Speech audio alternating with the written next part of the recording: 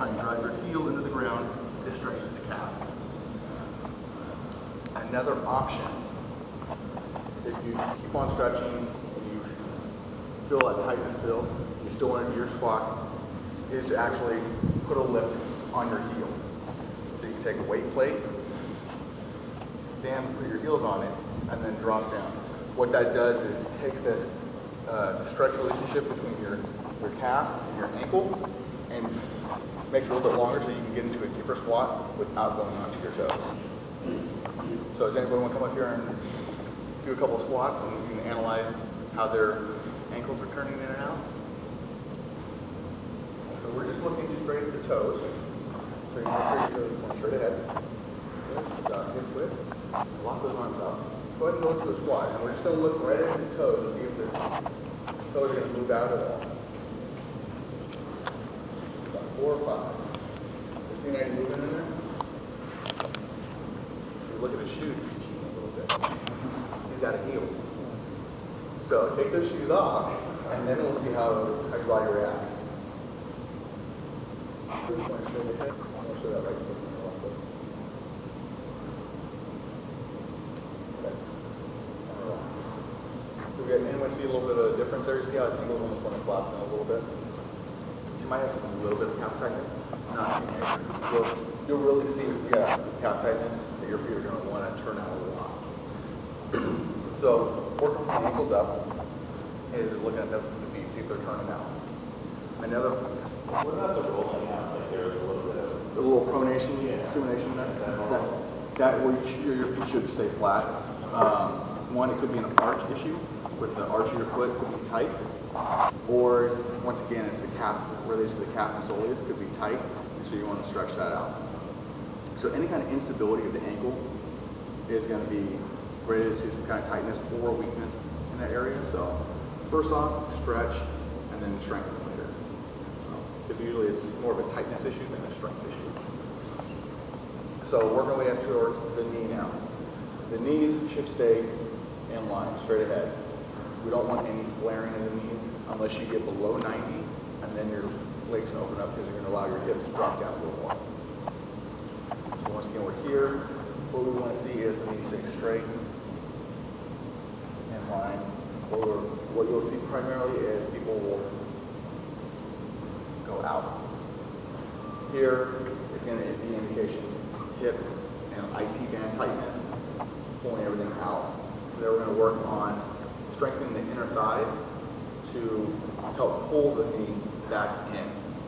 So one of some of the best strengthening exercises would be to have a pulley system, attach something to your ankle, and then pull it across your body.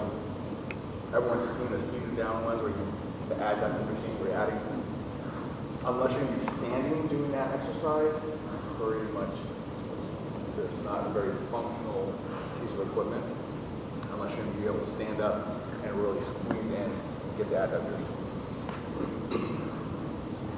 So that's if the knees are flaring out. The knees are buckling in, it indicates a weakness in the glutes. So there you're going to want to do the opposite. You get onto a machine where you're coming out, or you can lay down on the ground and you're going to turn your toe up, activate your gluteus medius, and raise up, and that will start strengthening through the glutes. Men will tend to, their legs will flare out. Women, your legs will tend to flare in. The reason why women will flare in is because of a higher Q angle. So from your ASIS, everyone has that point right here, to their inner knee. Women will tend to have a higher angle that comes in due to their hip structure. Hip structures are typically wider than men. So therefore that angle will come in, and women tend to have tighter inner thighs and weaker glutes. So the women in the group, when you see yourself do that squat, watch for your knees. Most likely will go in. So they're going to want to focus on strengthening the glutes. Outlaying glute by doing that leg line stretch. Anybody want to come up and see someone else's knees? Yeah? All right. So now we're going to look at your ankles and your knees and see if we can see any movement. So feet straight ahead, a little wider. Yeah.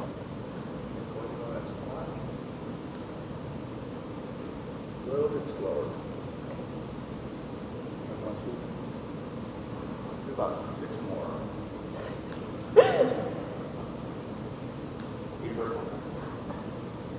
Ankles don't look too bad. The feet are pretty stationary. This hurt. This sucked. This knee kept cracking. Cracks and pops are perfectly fine as long as there's no pain associated with it. Maybe tomorrow. And relax. That's good. Good job. Thank you. So she didn't actually have too much, movement within the knees. It's pretty good. Ankles were pretty good. The knees had a little bit of movement there. There was a little bit of a weight shift. If anyone caught that. So that's going to indicate a tightness on one, a little bit more tightness on one side versus the other. So there's a little more stretching on that side. So now we covered knees and ankles. We're going to go over depth. So how are we going to get down to that 90 degrees with all tightness? Is 1, stretch first and then do your squat. Stretch out through the calf. And 2 would be to raise your heels.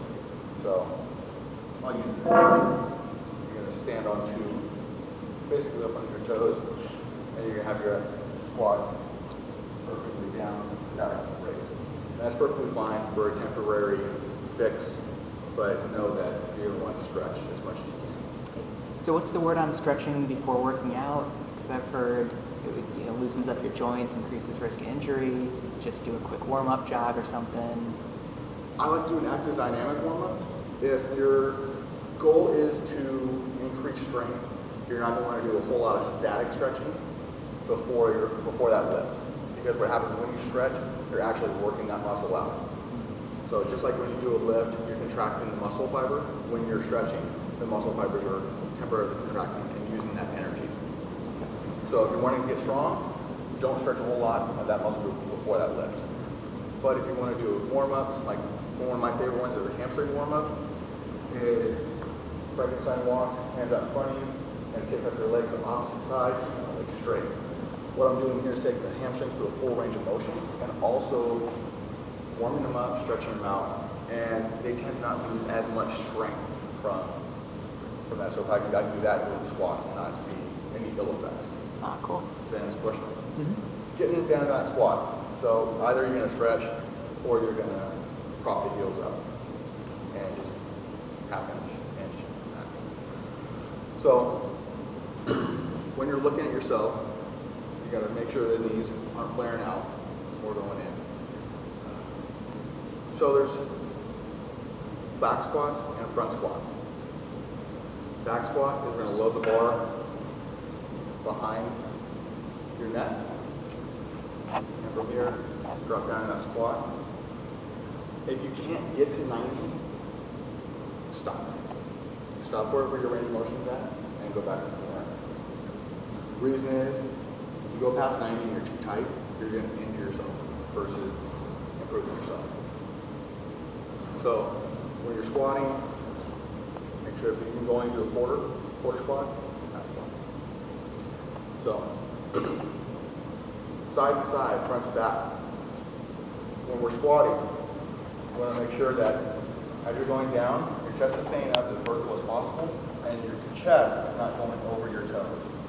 Once you find yourself in a squat position where your back's bending, it's improper. So core back strength is going to be key on this, holding the bar up as you squat down. And then we get here, you'll feel the difference of the shift in your weight. So you want to try and keep the weight over your heels as best you can. The minute you come forward, you put a lot of pressure on the knees. You risk shredding the meniscus also as well as the ligaments in the knee. You're putting a lot of torque on them. So one way to prevent that is to actually go from a bar on your shoulders to the dumbbells by your side. Dumbbells on your sides is actually going to be a little bit more carrying your weight back and helping you put the weight over your heels. So, does anyone notice when they're squatting that their chest comes down too far, or you feel you're sitting back too far? Did anyone experience that?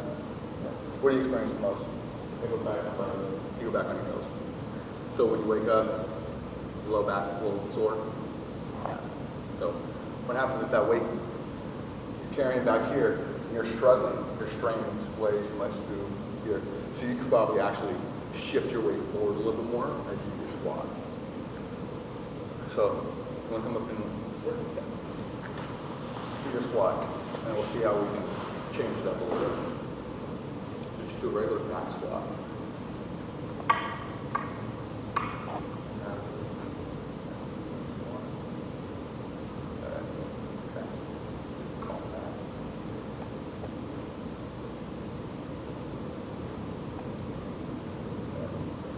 So I don't know if anyone can see this. So go ahead and do a couple more here. Watch the low back right here. See how you're getting concave right there? And just squat. The back is really arched. Forward a little bit more up here, just kind of turn. There you go. Squat.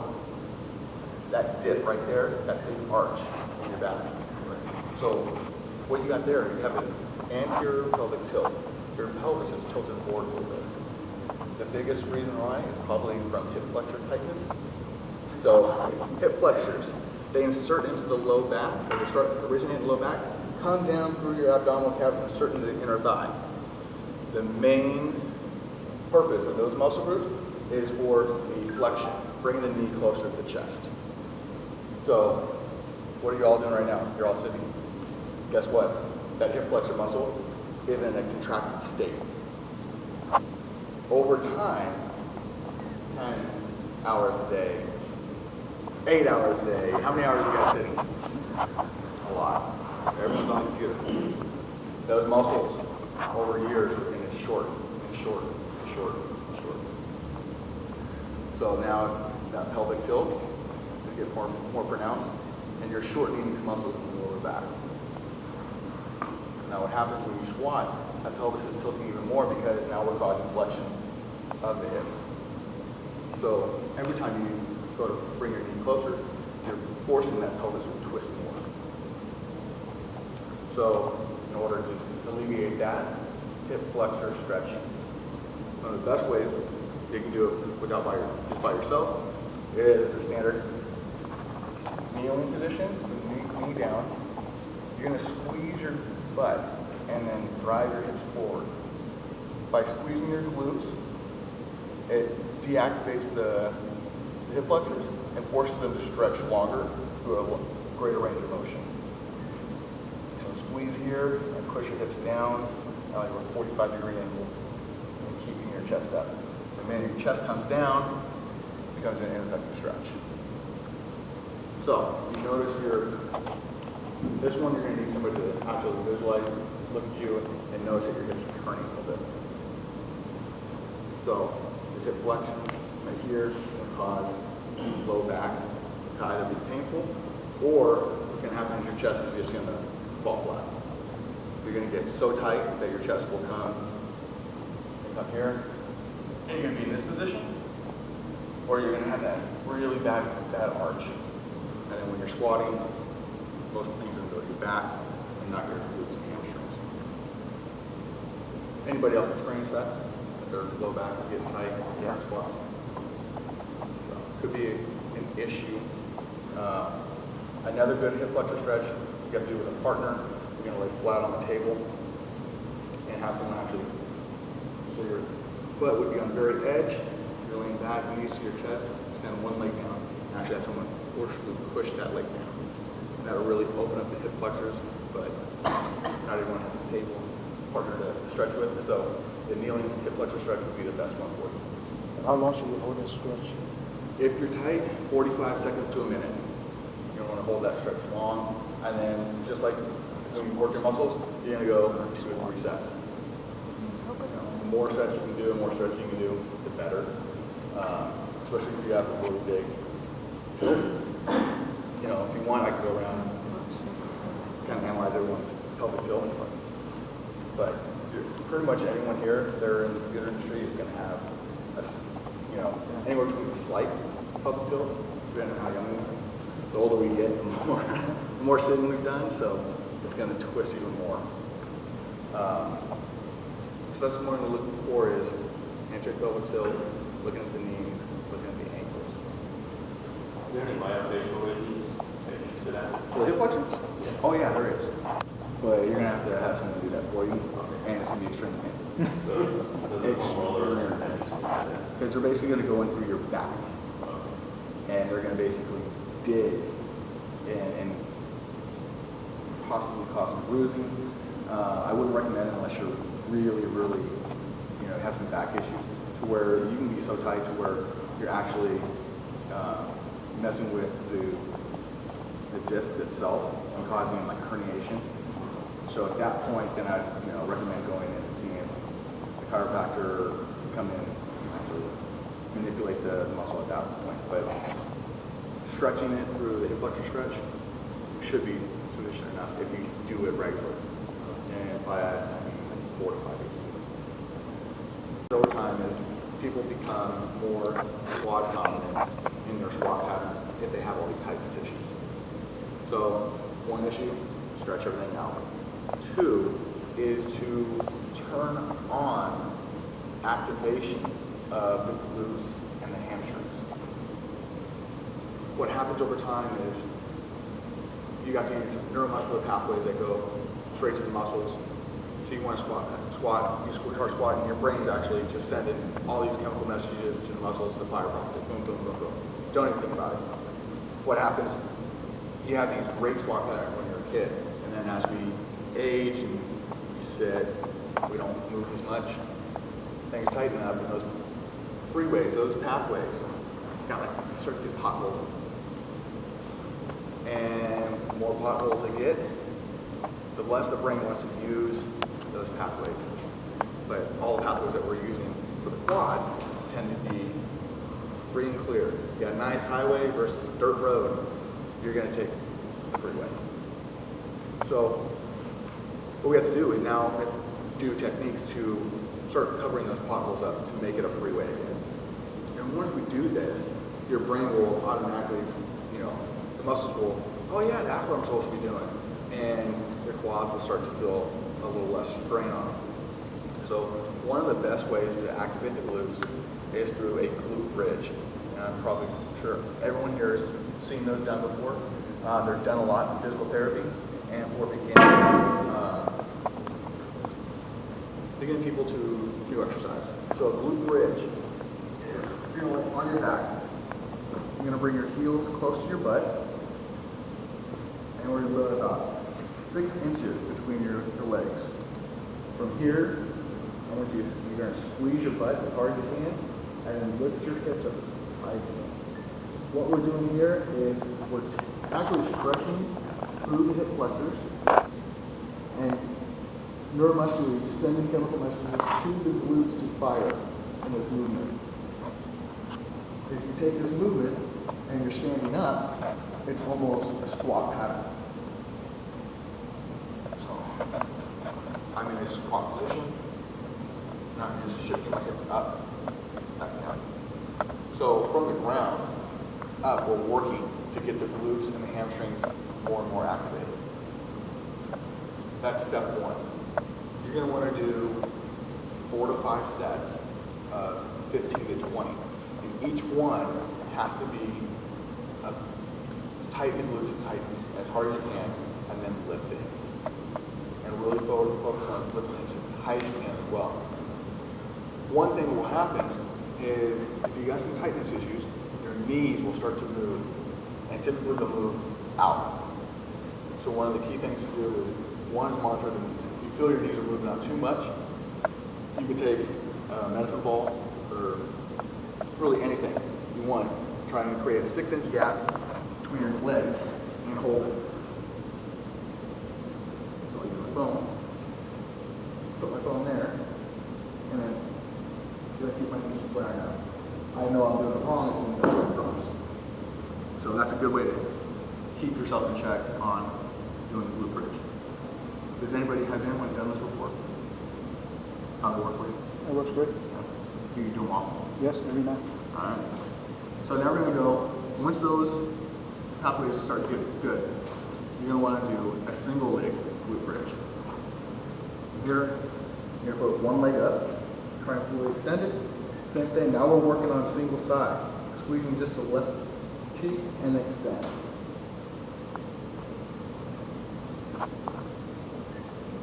Each time you come down, I'm going to squeeze again, take it back up. You notice that my heel is down and I'm not pushing through my toes. What happens if you push through your toes, your calves are going to take the brunt of it. And if you have tight calves, they're going to cramp up really fast. So that's step 2. So first off, legs together, then you're going to go single leg. You can also start doing a weighted, put some weight bands on your ankle, turn to your side, force the heel up, squeeze the glute, initiate the movement.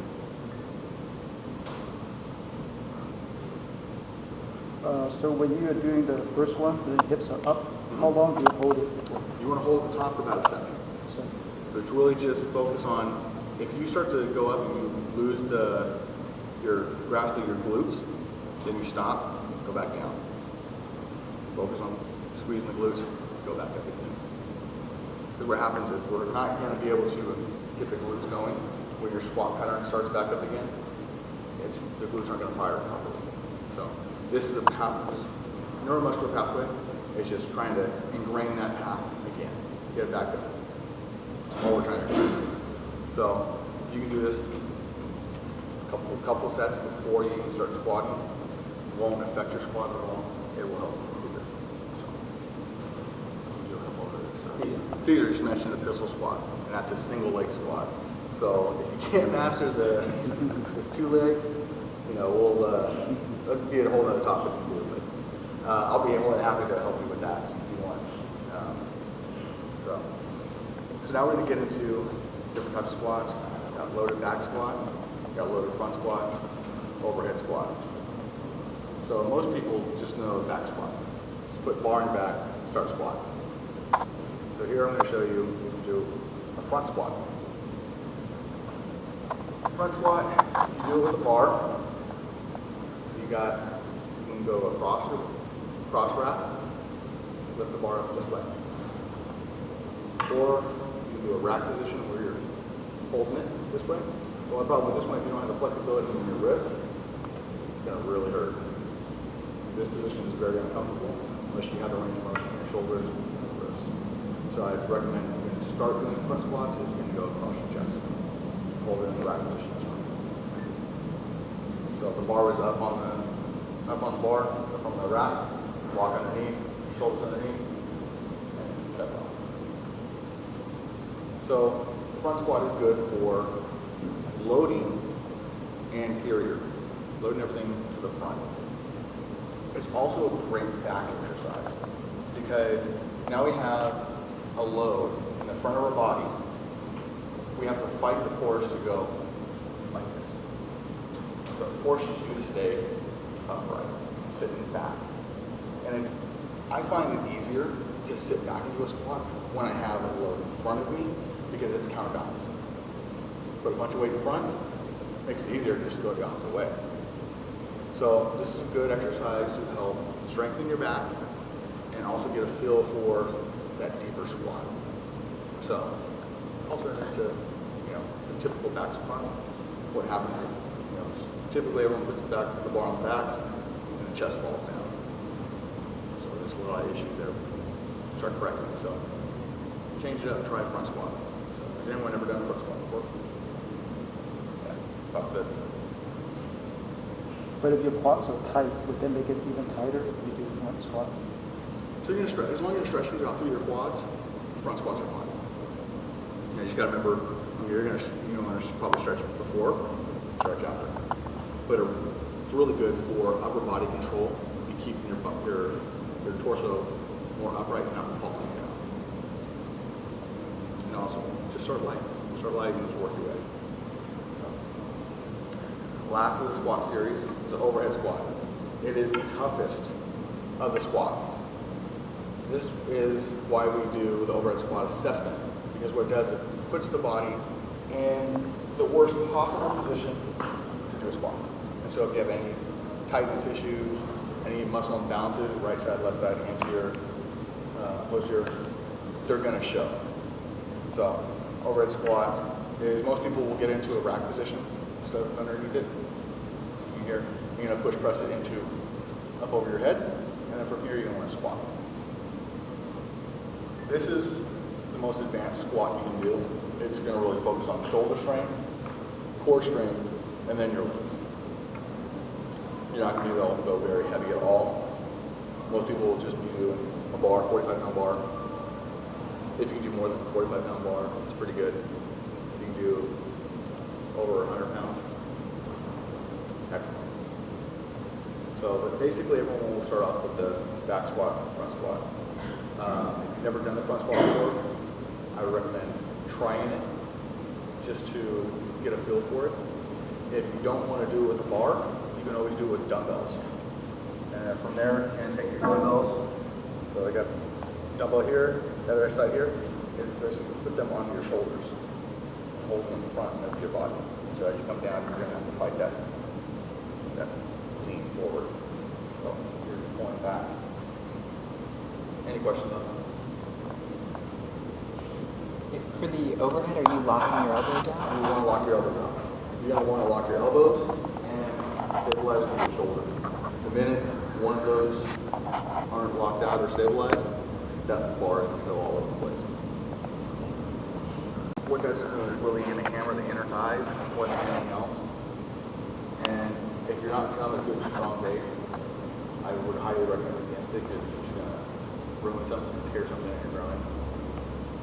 So, you know, it's just a bad move. So, but yeah, he does promote a lot of that. If you're doing Olympic lifting, you're going to want to have more of an outward knee bend because the weight's going to be heavy and you're trying to get under that weight. So when you're doing Olympic lift, you're bringing the bar from here to here. The shortest distance possible, you're going to move that bar, the better. So you want to get down as low as you can. If I can put my feet out wide, I can get lower. The minute I go a narrow stance and squat down, it becomes a lot more. And a lot of people can't do this, keeping their feet flat. We have so much tightness through their calves and ankles and stability. So if you can put your feet together, go into a squat, and your feet stay flat, it's pretty good. One of those things you can challenge yourself with. If you do it with your shoes on, take your shoes off and do it. That's it, you get that. So that stretches, you're going to want to be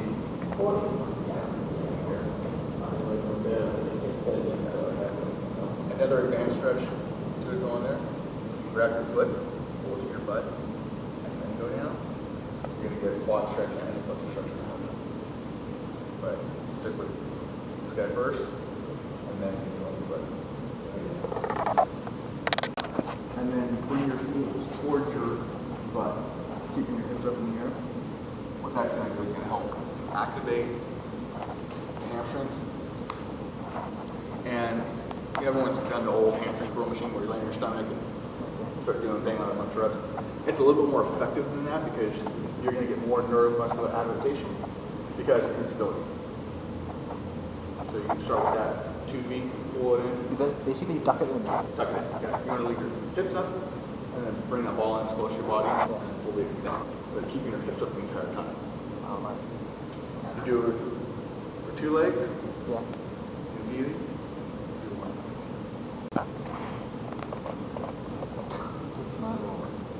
Wow. If you can't do that, shoulders tight. Best way to do it, don't do it with this bar, but you can take the red band or the yellow band, wrap your hand around it, put the tension out there, and just go up as far as you can, and back. You can gauge, you can actually, as you put the bar, you're stuck in that position as far as you can back. But with the band, you actually, I'm starting this position, I can actually kind of slide my hand out a little more. What that's going to do is open up the shoulders real quick. So the need for locking everything out and being in this really good position.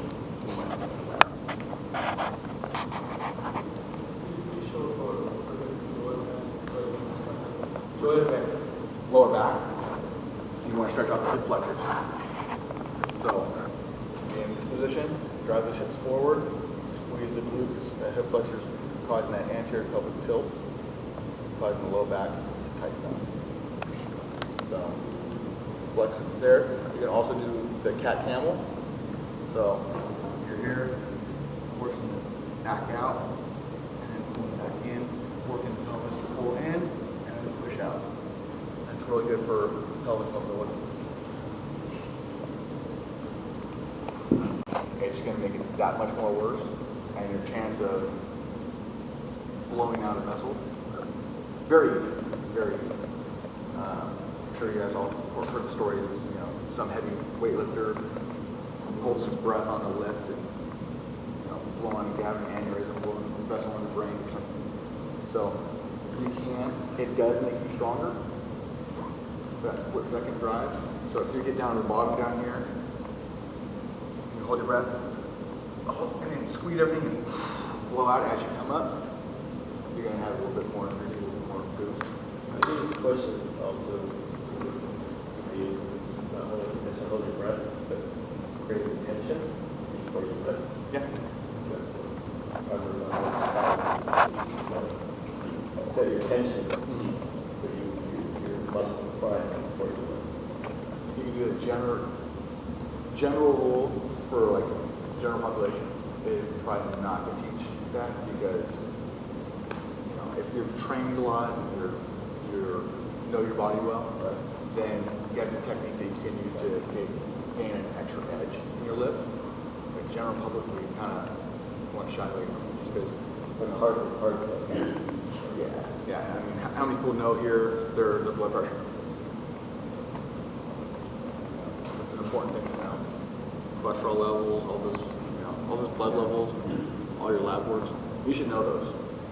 It's one of the things you should know, just so you can know your body a little better. Where you set those up first, you squat down. Okay, that's my range of motion right there. Put the safety bars in, and then do your squats. So your safety bar, when you do your bottom squat, if you're within 2 inches of that safety bar, then it's a good height.